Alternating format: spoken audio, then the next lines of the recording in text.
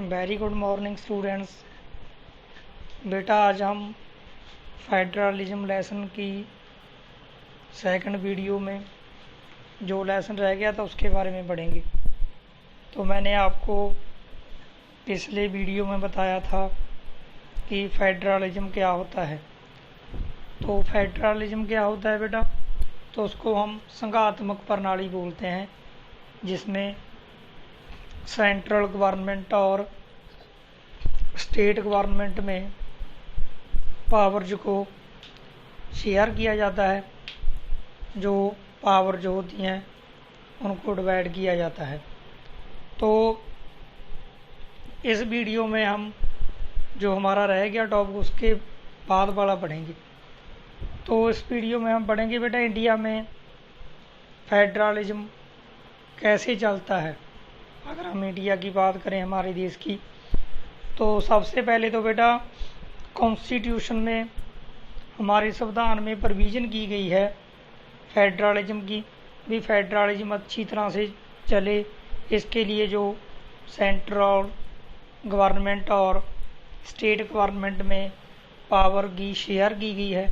जैसे मैंने आपको बताया था भी जो नेशनल इम्पोर्टेंस वाले मुद्दे हैं उस पर हमारी सेंट्रल सरकार कानून बना सकती है, और जो लोकल इम्पोर्टेंस वाले मुद्दे हैं उस पर हमारी जो स्टेट सरकार है, स्टेट गवर्नमेंट है, वो कानून बनाती है।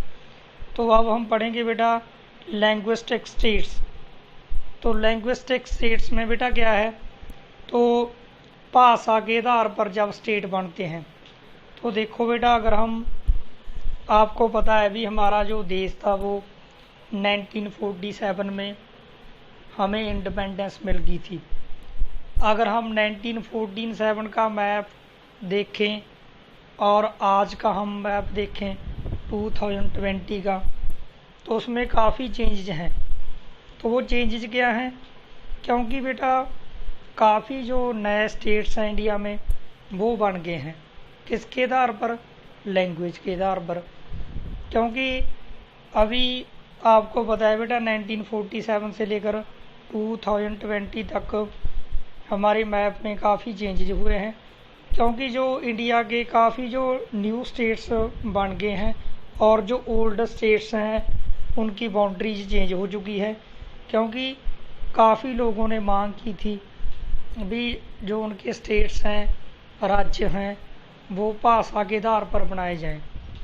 और हमारे कुछ ऐसे भी स्टेट्स हैं जो बेटा जोग्राफिकल एरिए के हिसाब से बनाए गए हैं, जैसे नागालैंड, उत्तराखंड, झारखंड। तो इससे क्या हुआ बेटा, इससे जो हमारे लैंग्वेज की जो पॉलिसी है, इससे हमारी जो फेडरलिज्म है वो मजबूत ही हुई है। क्योंकि आपको पता है इंडिया में काफ़ी डाइवर्सिटी है, ठीक है। तो इंडिया में अलग अलग तरह के लोग हैं, अलग अलग लैंग्वेज बोलते हैं। तो इससे जो फेडरलिज्म है वो मजबूत हुआ है, क्योंकि जो सेंट्रल सरकार अपना काम करती है और स्टेट गवर्नमेंट अपना काम करती है। उसके बाद बेटा आ गया लैंग्वेज पॉलिसी। तो लैंग्वेज पॉलिसी में क्या है बेटा, तो लैंग्वेज पॉलिसी में ये है भी जैसे हमारा जो इंडिया है, तो इंडिया की जो 40% पॉपुलेशन है वो हिंदी लैंग्वेज बोलती है, हिंदी का यूज करते हैं, ठीक है। जो उनकी मदर टंग है वो हिंदी लैंग्वेज है, ठीक है। ओनली 40% लोगों की, ठीक है। तो वैसे क्या गया है, हमारे जो हिंदी को वैसे बेटा एक राज्य भाषा माना जाता है, हमारी राष्ट्रीय भाषा माना जाता है, ठीक है। और हमारे कॉन्स्टिट्यूशन में 22 लैंग्वेज को बेटा मान्यता दी गई है।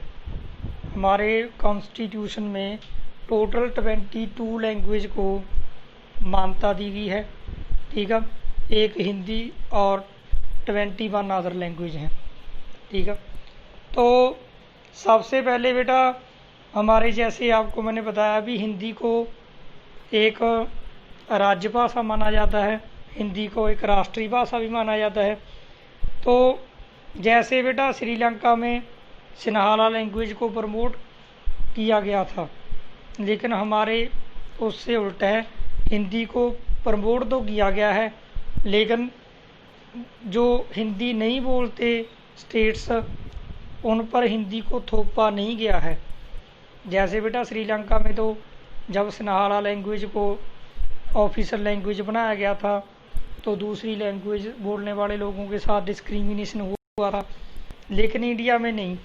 इंडिया में हिंदी को तो बेटा है हमारी राष्ट्रीय भाषा, लेकिन जो हिंदी नहीं बोलते राज्य उन पर हिंदी थोपी नहीं गई। ठीक है, तो हमारे बेटा क्या हुआ था हमारे 1965 में, जो वैसे आपको पता है हमारे जो ऑफिशियल लैंग्वेज है वो इंग्लिश है। ठीक है, तो 1965 में हमारे हिंदी को ऑफिशियल लैंग्वेज बनाना था बेटा, तो इसीलिए काफ़ी जो स्टेट्स ने जो हिंदी नहीं बोलते थे, नॉन हिंदी स्पीकिंग स्टेट्स थे, ठीक है, उन्होंने ये डिमांड की थी भी इंग्लिश को ही ऑफिशियल लैंग्वेज होना चाहिए। ठीक है, जैसे तमिलनाडु स्टेट है एक हमारा, तो तमिलनाडु में एक मूवमेंट्स हुआ, आंदोलन हुआ, तो वो काफ़ी वायोलेंट फॉर्म में हुआ था। ठीक है, तो हमारी सेंट्रल गवर्नमेंट को क्या करना पड़ा था, तो हमारी सेंट्रल गवर्नमेंट ने ये ऐलान किया था भी इंग्लिश के साथ हिंदी भी ऑफिशियल लैंग्वेज होगी। ठीक है, भाव के लिए हिंदी ऑफिशियल लैंग्वेज नहीं होगी। ठीक है, हिंदी के साथ इंग्लिश लैंग्वेज को भी ऑफिशियल लैंग्वेज किया गया था। ठीक है, तो उसके बाद आ गया बेटा सेंट्रल स्टेट रिलेशंस। तो हमारी जो सेंट्रल गवर्नमेंट और स्टेट गवर्नमेंट के क्या रिलेशन है, तो बेटा हमारे सेंट्रल गवर्नमेंट और स्टेट गवर्नमेंट के 3 तरह के रिलेशन हैं। ठीक है, एक तो बेटा लेजिस्लेटिव रिलेशन है, एक एडमिनिस्ट्रेटिव और एक बेटा हमारे वित्तीय रिलेशन। ठीक है, तो अगर हम फर्स्ट बात करें तो हमारी जो सभी जो सरकारें हैं, स्टेट गवर्नमेंट्स हैं, वो सेंट्रल गवर्नमेंट पर डिपेंड हैं बेटा। ठीक है, इसके लिए वो बेटा क्यों डिपेंड हैं, वो इसीलिए डिपेंड हैं क्योंकि जो स्टेट गवर्नमेंट के पास इनकम बहुत कम होती है, इसीलिए वो सेंट्रल सरकार पर डिपेंड होती हैं। वैसे भी हमारा जो फेडरलिज्म है उसमें सेंटर को स्ट्रॉन्ग बनाया गया है। ठीक है, अगर हम कंपेयर करें तो सेंटर ज़्यादा स्ट्रॉन्ग है और स्टेट उससे कम स्ट्रॉन्ग है। तो वैसे तो देखो बेटा, जैसे आपको पता ही है हमारे इंडिया में 1990, ठीक है, 1990 तक इंडिया में एक ही पार्टी ने रूल किया है। ठीक है, तो जब एक पार्टी ने सेंटर पर रूल किया था 1990 तक, तो ज़्यादातर एक पार्टी ने।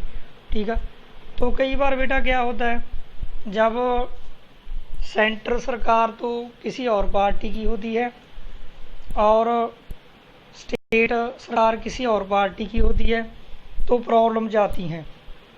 तो हमारे कॉन्स्टिट्यूशन में एक प्रोविज़न की गई है, आर्टिकल 356।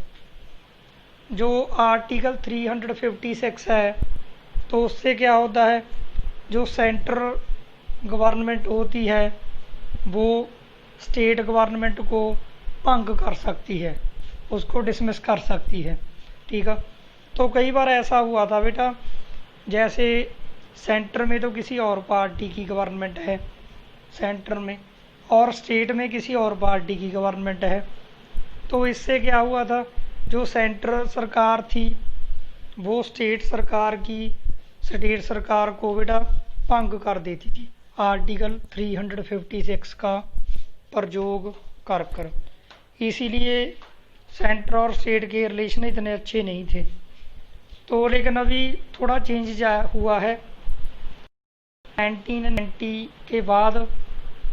तो 1990 के बाद बेटा क्या हुआ, तो 1990 के बाद इंडिया में काफ़ी जो क्षेत्रीय दल हैं, ठीक है, वो होंद में आए।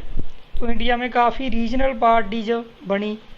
तो जब रीजनल पार्टीज बनी तो जब भी इलेक्शन होता है लोकसभा का, तो ऐसा होता है भी किसी भी पार्टी को क्लियर मेजॉरिटी नहीं मिलती।